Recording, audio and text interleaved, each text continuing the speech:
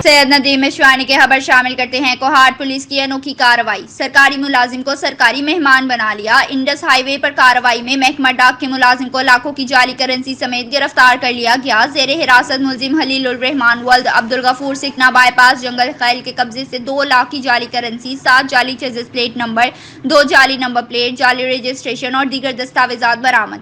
जाली करेंसी और दीगर अशिया स्मगल करने के जुर्म में गिरफ्तार मुलजिम हलीलुर रहमान दर्रा आदम खेल में महकमा डाक का मुलाजिम है। मुलजिम को डाक की नकलो हमल में इस्तेमाल होने वाली Suzuki pickup number Kohat B3862 से चेकिंग के दौरान हिरासत में लिया गया। महकमा डाक के जेर हिरासत मुलाजिम के खिलाफ थाना मोहम्मद रियाज शहीद में मुकदमा दर्ज कर लिया गया।